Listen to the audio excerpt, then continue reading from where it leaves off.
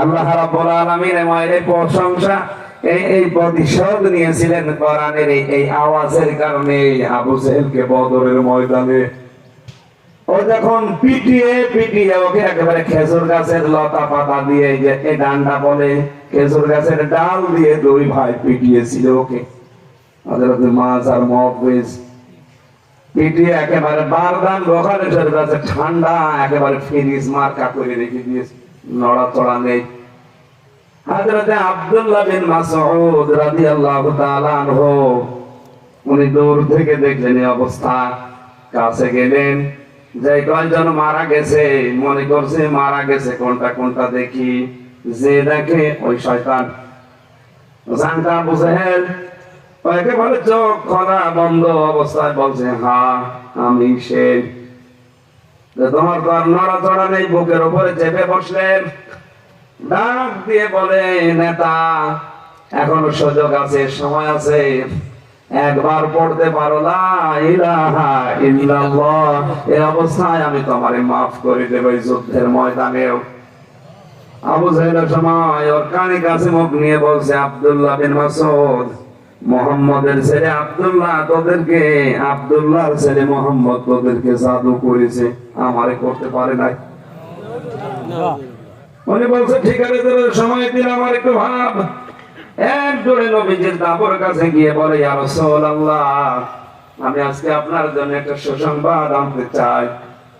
যাও দেখি কি নিয়ে আসবে। দৌড়িয়েছে, আবার বুকের উপরে বসলেন, বলে, বল, সময় আছে এখনো। লোকটা বারবার নবীজির নামে একই কথা বলে, আব্দুল্লাহর ছেলে মুহাম্মদ তোদেরকে জাদু করেছে, আমার পর্যন্ত আসতে পারে না।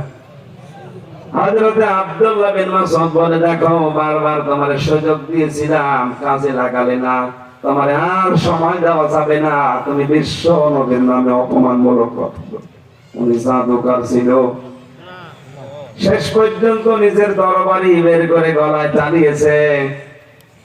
শয়তান মুখের দিকে তাকিয়ে বলে, কে তুই? বলে, আমার চিনতে পারো না?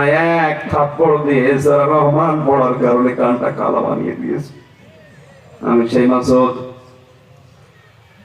আবু জেহেল ওই সময় ডাক দিয়েছিল, ইবনে মাসউদ, গলাটা কাটতেছো, একটু বড় করে কাটো, অন্তত দেশের লোক যেন দেখে বুঝতে পারেছে নেতার মাথা। শয়তান মরে যাচ্ছে, ওর তেজ কমছে, ওর কপালে তো হেদায়েত ছিল না। মানুষের কর্মজীবন যখন নষ্ট হয়ে যায়, মানুষের জুলুমের সীমা যখন পার হয়ে যায়, ওই মানুষটাকে আল্লাহ হেদায়েতের মতো নিয়ামত থেকে বঞ্চিত করে দেয়। উনি এত সুযোগ দেওয়ার পরেও পড়ে নাই, আর বলছে মাথাটা একটু বড় করে কাটো, মানুষ যেন দেখে বোঝে যে এটা নেতার মাথা, সাধারণ মাথা না। মাথা কাটার পরে বলে নিয়ে যাওয়া লাগবে নবীজির দরবারে।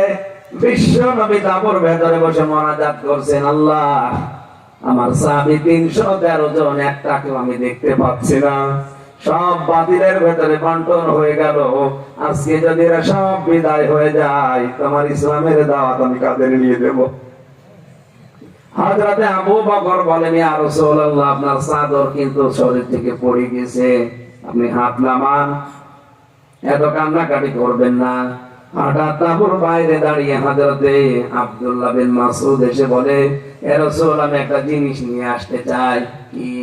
আপনার শত্রু আবু জেহেলের মাথা। নবীজি এবার ছেড়ে উঠলেন, কি বলো তুমি? কোথায় পেলে? লাশের ভেতরেই পড়েছিল, মনে করলাম মারা গেছে, দেখি না মারা যায়নি, ঠান্ডা ফ্রিজ মার্কা হয়ে পড়ে আছে, আমি নিজে ওর মাথা কেটে ফেলেছি। নবীজি বললেন, নিয়ে আসো দেখি। দড়ি নিয়ে গেলেন, খেজুরের পাতা পাকানো দড়ি, যে উনি নিয়ে আসবেন, মাথা বাঁধলেন, যত টান দেয় আসে না। চিন্তা করলেন, এত ভারী তো না মাথা, আমি এত বড় শক্তিশালী মানুষ, টান দেই, মাথা নড়ে না কেন?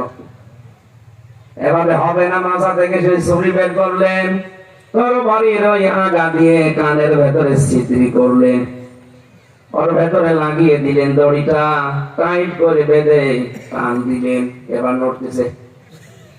আল্লাহ বোঝাতে দিয়েছে, মাসউদ এই লোকটা কোরআনে কারিমের সূরা রহমান পড়ার কারণে এক থাপ্পড় দিয়ে তোমার কান কালা বানিয়ে রক্ত বের করেছিল কান দিয়ে। মহান আল্লাহ ভরে যাননি, তোমার হাতেই তার দুই কান সিদরি করে দুনিয়ায় আল্লাহ দেখিয়ে দিয়েছে।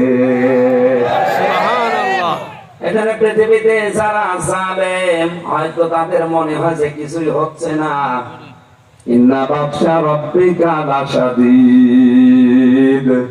আল্লাহ কাউকে এমনিতেই ধরে না, তার ধরা বড় শক্ত ধরা। উনি যদি একবার কাউকে ধরে আর ছাড়ে না।